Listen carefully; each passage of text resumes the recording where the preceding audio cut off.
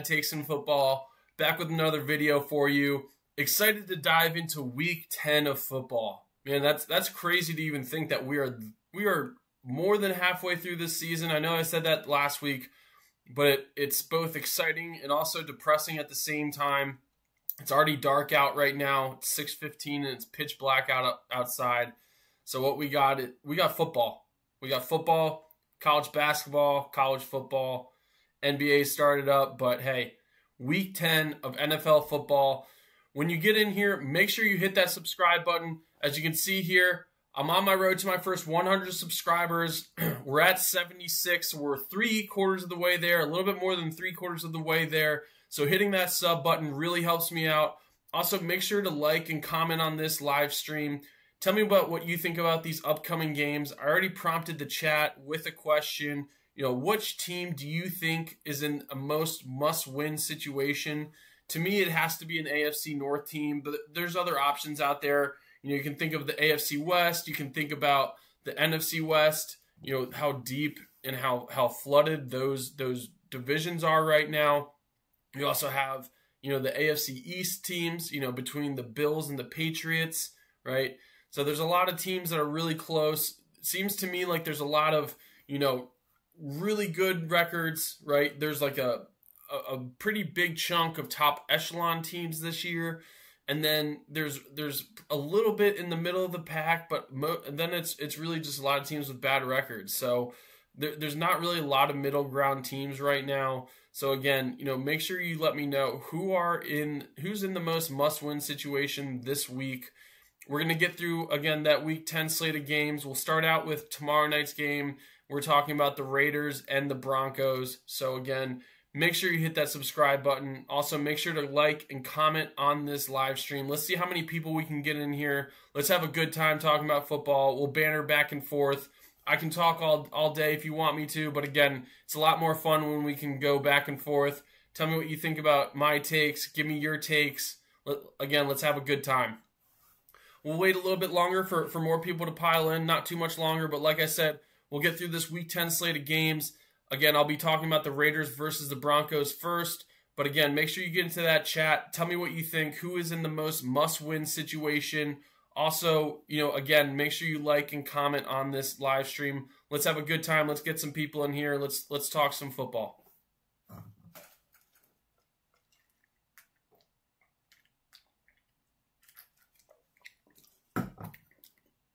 Sorry about that.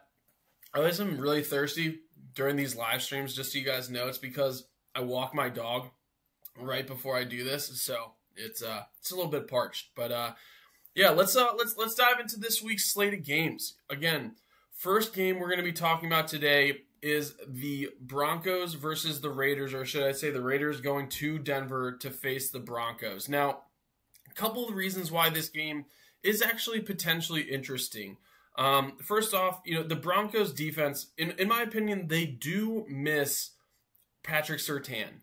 Patrick Surtain being out, I know they played the Texans and they held the Texans to very minimal points. I think it was 15 points last week, but that is also with Davis Mills at the quarterback position.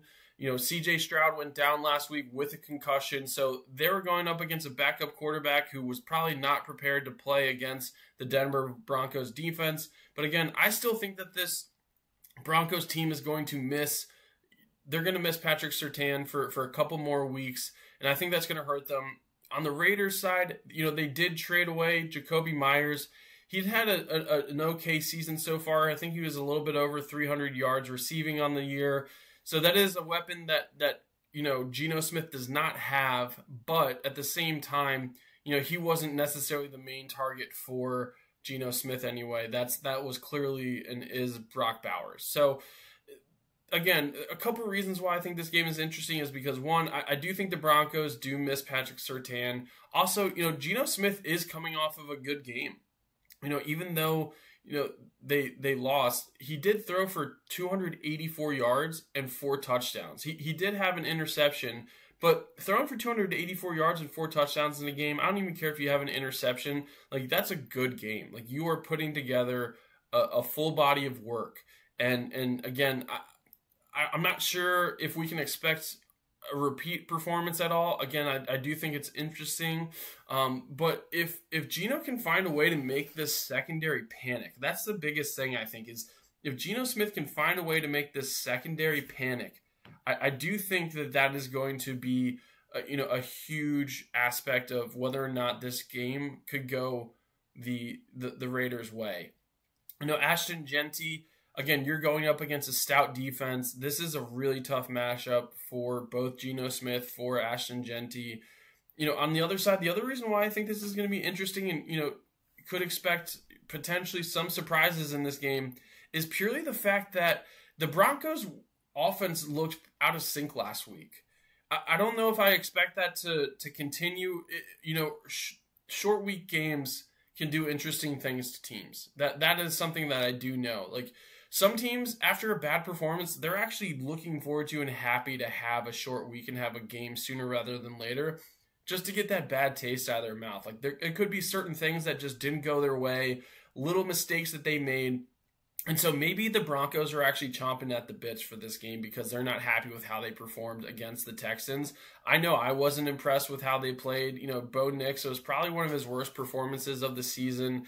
They didn't really run the ball that much purely because I think they were struggling. They were kind of playing from behind against this Texans team most of the game. They didn't end up winning with a game-winning field goal at the end.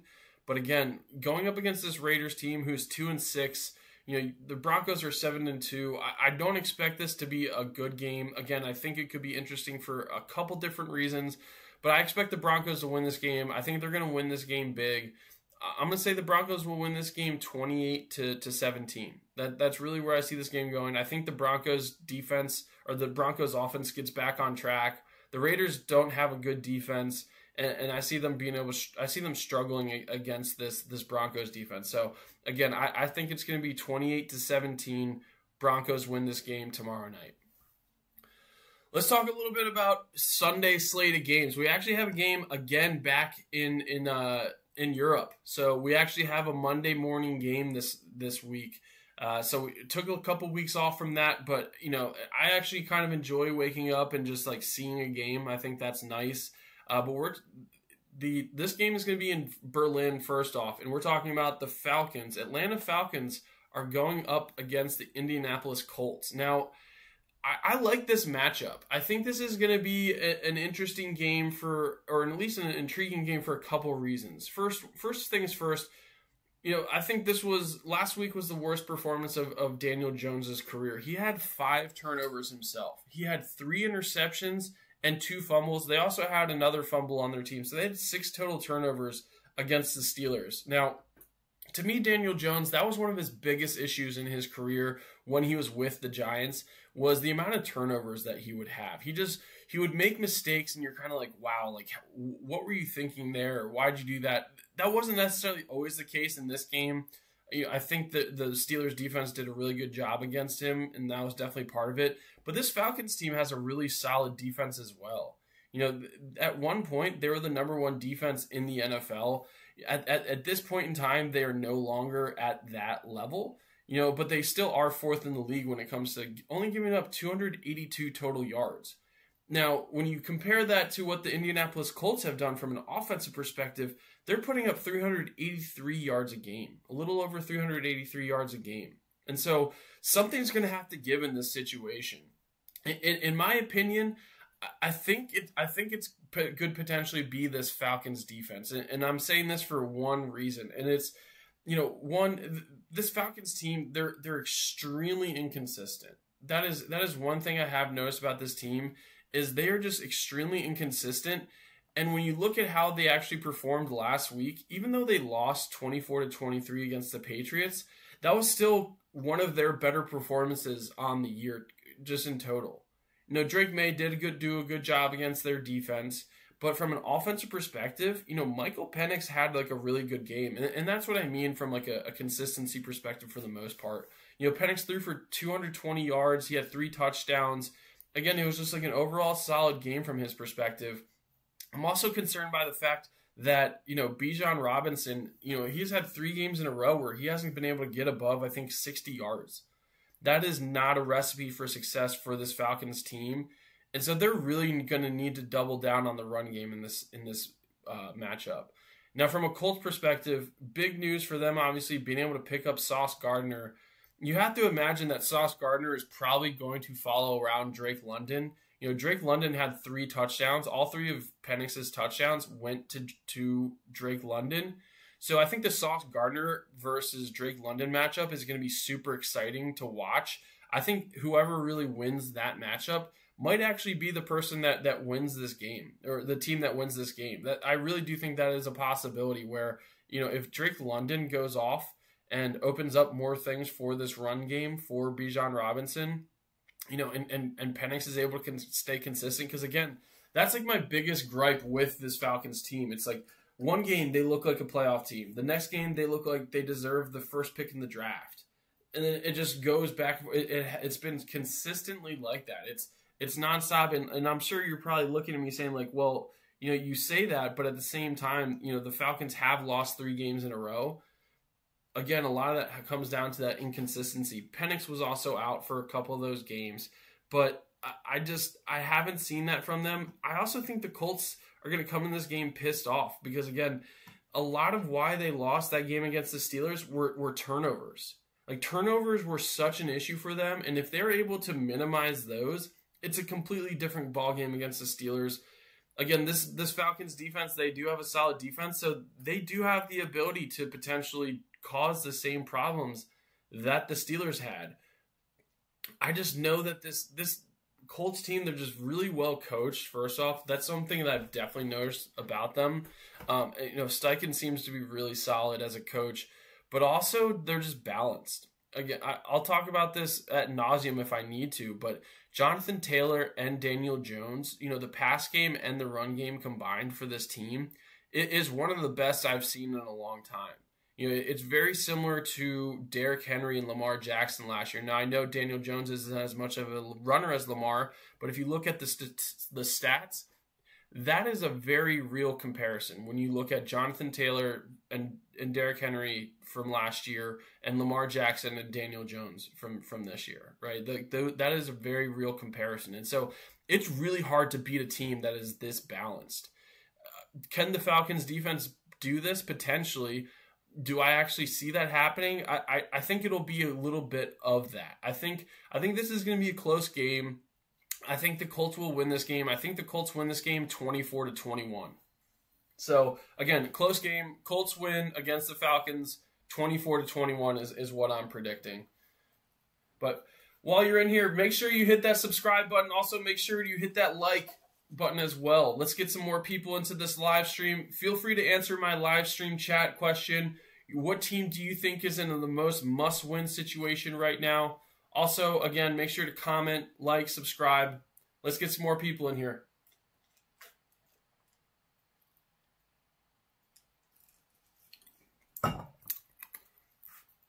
Next game on the docket. This is I don't know if this is necessarily going to be the game that is the must-watch situation, if I'm being completely honest. I'm talking about the New York Giants are traveling to Chicago to face the Bears. Now, the Bears are coming off an electric win versus the Cincinnati Bengals, right? The last week's game, it was Caleb Williams' probably best performance. You know, Manningai, their running back, absolutely crushed it for the Bears. You know, kind of essentially made it so that, you know, DeAndre Swift not necessarily being effective or playing was not a bad thing. Now, on the other side, Jackson Dart did play pretty well last week, and he had a pretty good performance. He had 3 total touchdowns. And again, a team with the amount of weapons that they've lost, the amount of injuries that they've had, and like injuries at like big positions, especially for a rookie quarterback, you know, you just can't expect much from this team, and I don't expect much from this team. I'm also one of those people that like I think they need to move on from Daboll. I'm pretty sure this is going to be the last year for Daboll, which I kind of feel bad for Dart from that perspective because he's going to have to learn a new system next year, which isn't easy and not fun for a rookie quarterback because it essentially makes you like almost like a rookie again. But with how the Bears played on offense, especially, I think Caleb Williams and Ben Johnson have found a rhythm, and I think Ben Johnson is getting better at understanding how to use Caleb Williams, because that is the biggest thing that they really need to figure out throughout this season.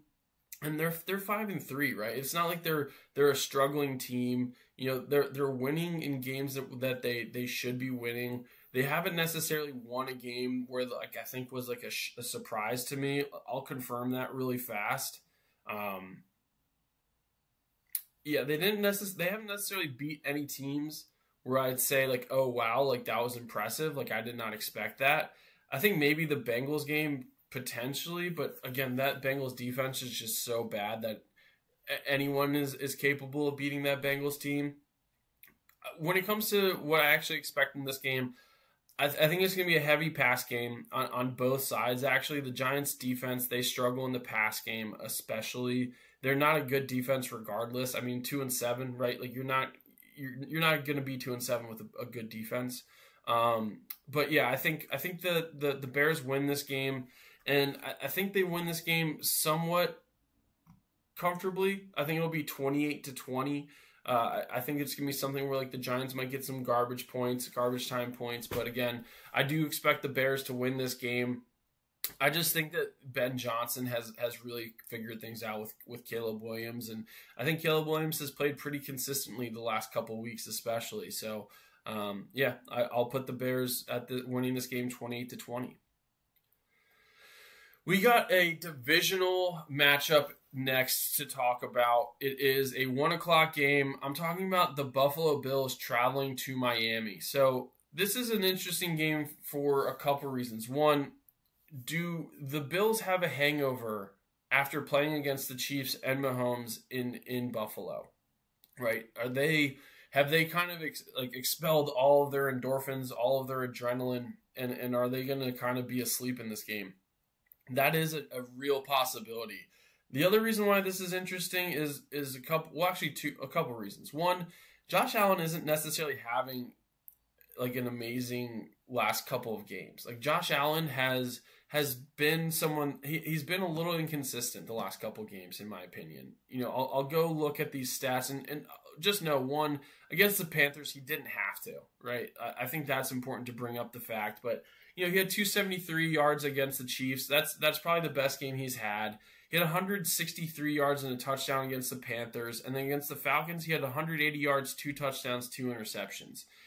Now, I know I sound nitpicky because we are talking about a good quarterback, but at the same time, when you're the reigning MVP, you have to be consistent throughout, and you're expected to be great, right? And I expect Josh Allen to be great. I truly do. The Dolphins are coming off of a little bit of a mini bye, right? They played the Ravens last week. It did not go well. They had some injuries. They had a concussion to Chop Robinson, their edge rusher.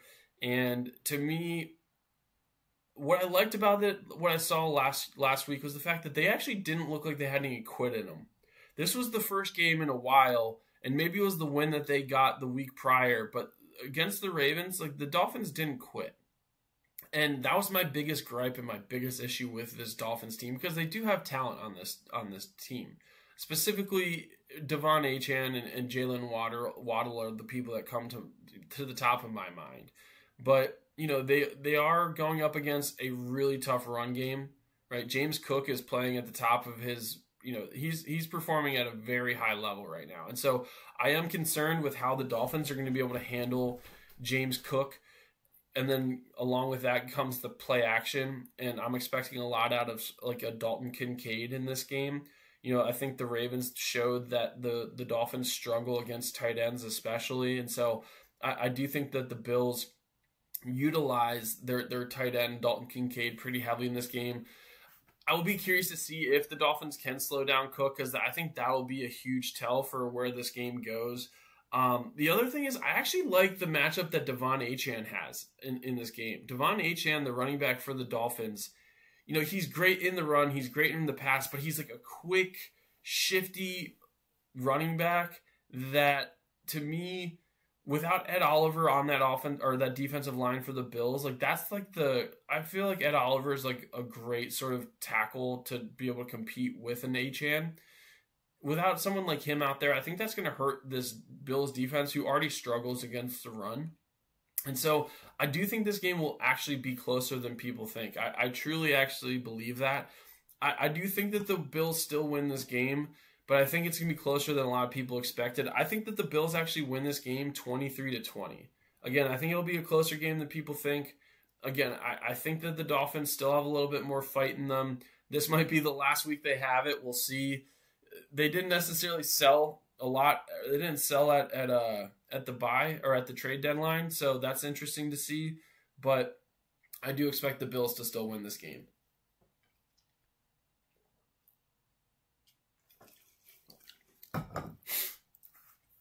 All right, next game we're gonna get into. This is an interesting one just for a couple different reasons. One being, and just so you know what I'm talking about, let's dive into the Ravens versus the Vikings game, right? So we're going through this 1 o'clock slate, noon if you're in Central Time, so on and so forth. The Ravens versus the Vikings. The Ravens, they did look rusty in the first half against the Dolphins, but they really picked things up.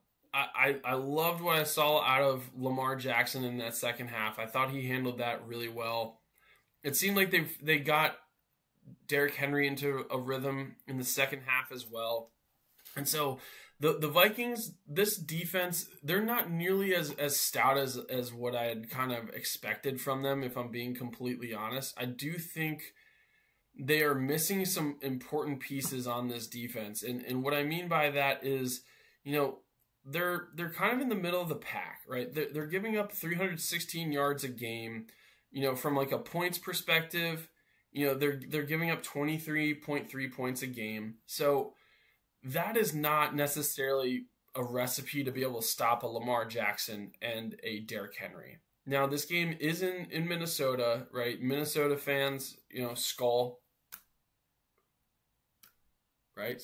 They come to play, right? They're the real deal.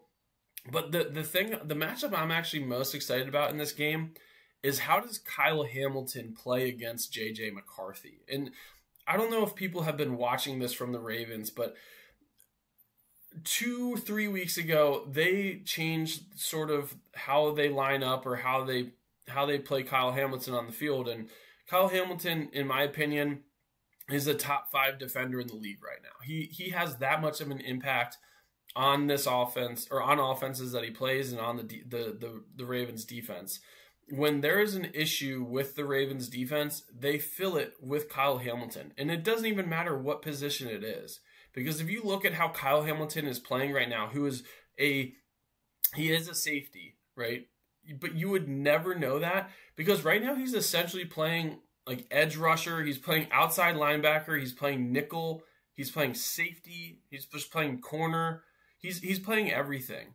And so to me, Can J.J. McCarthy figure out how to understand and read this Ravens defense? The Ravens defense, their best aspect, the best aspect of their defense is disguising. They don't have like a secret weapon in the sense of like they have like a sack, artist, or they're constantly getting turnovers in the secondary, or whatever that might be. Like there's no one that's like really sticking out from that perspective other than Kyle Hamilton. And so disguising is how they win games on the defensive side. And to me, I'm still kind of bucketing J.J. McCarthy in as sort of like a rookie quarterback because of the amount of experience he has lacked due to injury, right? This is still basically his 4th, maybe 5th game of his career is what I'll say. Yeah, no, it's like his 4th. It's his 4th game of his career. And so in order for this Ravens team to really be successful in this game, they have to disguise and they have to get J.J. McCarthy confused, because if he's reading this defense well, I have a feeling they could really pick apart the Ravens defense. Like Justin Jefferson and Jordan Addison are solid weapons. Aaron Jones can score. He can make flashy plays. He can get electric plays. And so if the Ravens defense isn't doing a good job disguising what they're doing and confusing JJ McCarthy, this could be a really tough game. It truly can. Now, do I expect McCarthy to actually do well against this defense? I think it's going to be hit or miss. I think what you're going to see is a game where JJ McCarthy starts out struggling against this Ravens defense. I think this will be a game where the Ravens actually go up big pretty early, but I see the Vikings actually figuring things out. And if this Ravens defense is good at one thing, it's giving up leads. I don't think they're going to give it up, but I think it's going to be uncomfortably close for Ravens fans, including myself. I actually expect the Ravens to win this game 24-20. So I think it'll be a close game, but I do think the Ravens will win this on the road 24-20, and they're going to keep on the toes, keep on the ankles of the Pittsburgh Steelers in this playoff race because, again, at this point, and every team in the AFC North still controls their own destiny. If the Ravens win both games against the Steelers this year and continue to win out, the Steelers won't make the playoffs. It'll be the Ravens, and vice versa. Same thing. If the Steelers win out, if they beat the Ravens, same thing. Bengals, same thing. So every single team controls their own destiny in the AFC North, probably besides the Browns. And so I do think that the Ravens are kind of in a must-win situation. They're one of those teams, kind of like why I prompted that question, that are in already like a must-win situation. They're 3-5 right now. So again, that's going to be a huge factor.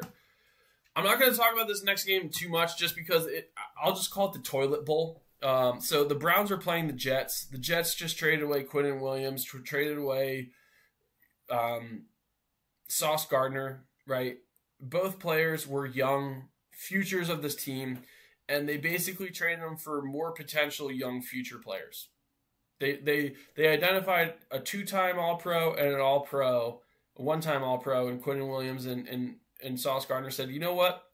We're not winning with these guys. Let's trade them and get 3 first-rounders and a second-rounder out of it. And then also they got a Donnie Mitchell, who hasn't done anything for the Colts, and then Mozzie Smith, who's just a bust for the Dallas Cowboys. Maybe he fits better in with the Jets, but I just don't think that's going to be the case. The Browns are also bad. I think the Browns will win this game for one reason and one reason only, and it's Myles Garrett. I think Myles Garrett is going to cause fits for this Jets offense, and that is the only reason why I think the Browns will win this game. Again, this game should be, they shouldn't even televise it.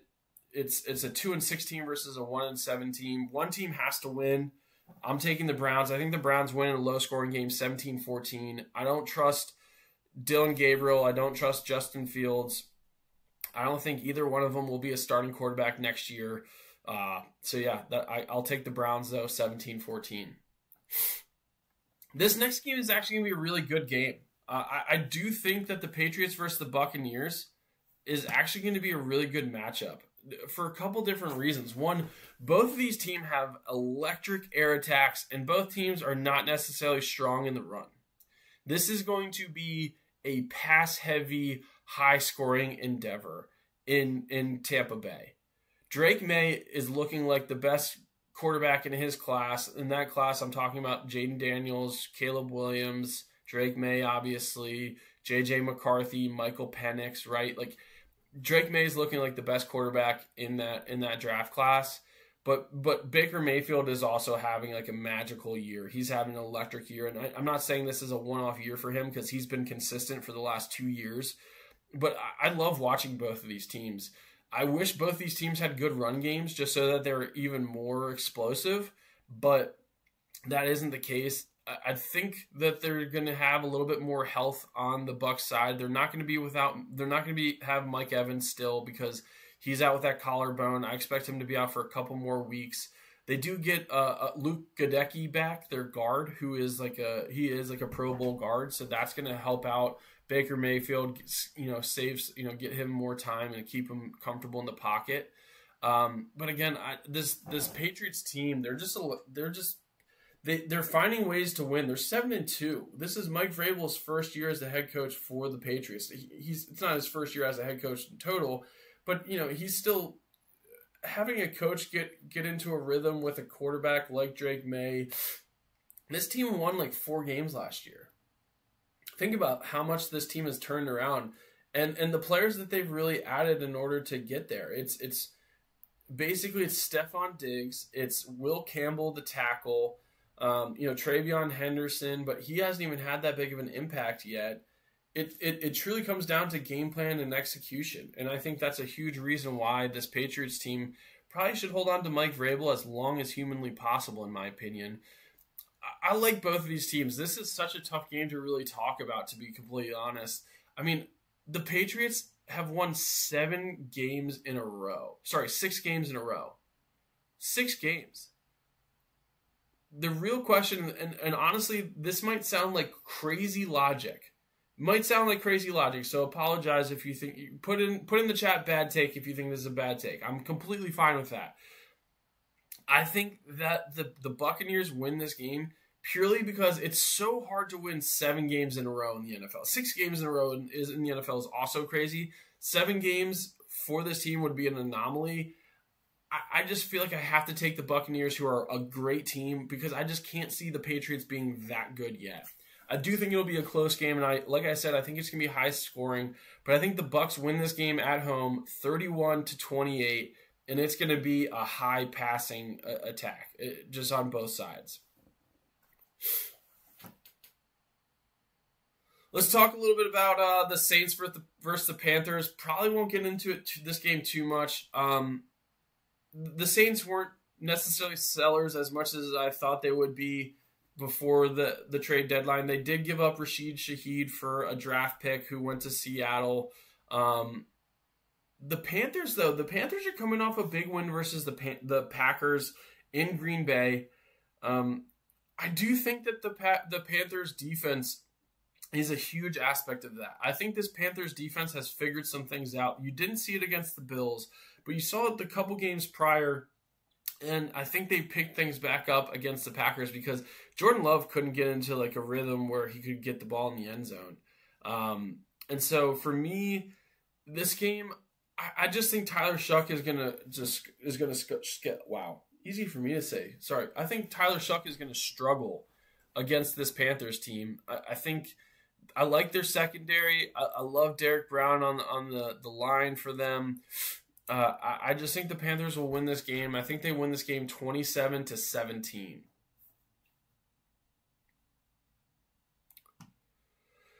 Next game on the docket. Let's talk about the Jaguars versus the Texans. Again, I probably won't spend as much time on this game just purely because I don't expect CJ Stroud to be back in this game. I think that's going to be a huge reason why we're going to be looking at the Jaguars as a 6-3 team after Sunday, which is crazy to think after the season they had last year, right? You know, they had the 2nd pick in the draft where they got Travis Hunter.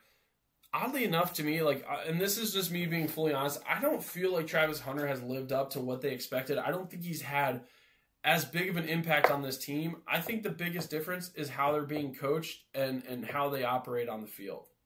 Because, Trevor Lawrence isn't having that amazing of a year, but they're doubling downing on making sure that Travis Etienne gets the ball pretty heavily. And to me, They just haven't figured enough things out, but at the same time, they're finding weird ways to win games. I also just think this Texans team without CJ Stroud is kind of I don't think they have much to really offer. And so for me, I think the Jags win this game. I think they win this game 24-16. And I think the Jags keep up with the Colts in a sense. And, they end up being 6-3 after this week. Cardinals, Seahawks. Cardinals, they should just go ahead and say it, that Jacoby Brissett, even though they put Kyler Murray on IR, just go ahead and say it. Like, Jacoby Brissett would have been your starter regardless. If you didn't start Jacoby Brissett moving forward after the performances he's had, comparing him to what Kyler Murray did at the beginning of this year, it's not even close. It's night and day. It's a completely different offense with Kyler Murray than it is with Jacoby Brissett. And honestly, I'm giving credit to Jacoby Brissett. The guy just doesn't quit. He takes the opportunities he has and he takes advantage of them. on the other side, the Seahawks, they're just so balanced. Again, they added Raheed Shaheed to already a successful pass game.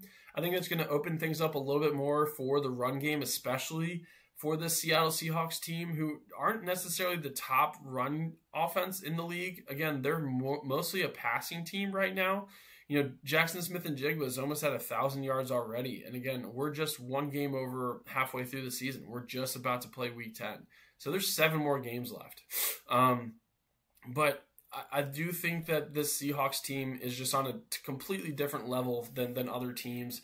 Again, I do like how Jacoby Brissett has been playing, but he hasn't gone up against a defense like the Seahawks defense. And I think that he might find I think this is a game where he might struggle a little bit more than what you saw against the Cowboys, for example, who just have a terrible defense. I do think that the Seahawks win this game. I think they win this game pretty comfortably. I'm going to go with 27-17. That's really how I see this game going. 27-17, Seahawks winning against the Cardinals. We only have a couple more games left on the docket. So first things first, 4 o'clock game slate. This one's an interesting one, and it's a tough one for me to predict just because I'm talking about the Rams versus the 49ers. I said this a couple weeks back. I cannot go against the 49ers purely because of injuries anymore. I can't. At the beginning of the season, probably my worst take was me saying that the 49ers were going to have a 5-win season because I predicted these injuries. I really did. I was like, they're going to get injured again because they just have injury-prone players and they're older. And I expected that to happen, but I didn't expect them to continue to win. They're a 6-3 team, and that's with a backup quarterback. That's with your number 3 wide receiver playing as your number 1 wide receiver. That's with your tight end, your top tight end being out for 4 of those games. That's with Nick Bosa, Fred Warner, now Mikael Williams out. They're 6-3. But you're going up against the Rams, and the Rams offense is just way too electric. I also do not see this 49ers defense with the amount of injuries being able to handle Matt Stafford, who is playing at such a high level right now. Matt Stafford is quietly in this MVP race, in my opinion. He's thrown for over 2,100 yards so far, 21 touchdowns, 2 interceptions. All right, that's an insane stat line right there. Puka Nacua got back on track last week. I think it's going to be a heavy dosage of CMC. I do like how the Rams defense matches up against CMC. I think they have a very young and fast defense. And so both in the pass and in the run game, I think this will be a game where CMC struggles a little bit more than he normally does. I think he's going to get majority of the touches, but I do think that the Rams come out in this game victorious. I think it'll be closer just because I have to respect the 49ers, but I think the Rams win this game 27-20. Next game we're going to talk about, it's the Lions versus the Commanders. Now, the Lions are coming off of a loss against the Vikings where they couldn't figure it out in the ground game. Jared Goff played pretty well, but the Lions, if you can't run the ball, their team struggles for the most part. They have Jahmyr Gibbs and David Montgomery. That's just all you need to say. If they aren't playing well, this team isn't playing well because they just have such a good duo of running backs. The Commanders are also a very different team without Jaden Daniels. When Jaden Daniels isn't out there, I just struggle to figure out how Marcus Mariota will be able to put up enough points to compete with this Lions offense. I truly do. I think that's really the biggest issue is I just don't know how Marcus Mariota will be able to put up more points. I think the Lions are also going to come into this game pissed off. If there's one thing Dan Campbell does, it's he can really fire some people up. And I see Dan Campbell getting into his team's ass and just being like, hey, it's time to put up or shut up. Let's fucking go. So I actually expect the Lions to come out hungry. I think they put up a fair amount of points. I think the Lions win this game 31-17. That's really where I see this game going. Sunday Night Football. I think this Sunday Night Football game could potentially be one of the best games of the year. And I'm saying that is if the Steelers defense that showed up against the Colts, if that Steelers defense shows up against this Chargers team, they could actually match up pretty well against this Chargers offense. They really could. Now on the other side, I do think I give the edge to the Chargers defense over the Steelers offense. You know, they got Adafe Owe from the Ravens, who's actually providing a little bit of a pass rush for this Chargers team right now, which is a huge thing. I will say, though, I am concerned about Justin Herbert and how he handles if T.J. Watt and Alex Highsmith play at the level they did against the Colts, against this Chargers team, with, you know, Joe Alt being left tackle and, you know, Rashawn Slater out, like having that backup tackle, they could cause some fits for this Chargers team. What I will say is I just trust Herbert a little bit more this year. I think Herbert has matured. I think he's figured some things out. I think they become more versatile in their offense. One thing I do need to check, and I don't think this is the case.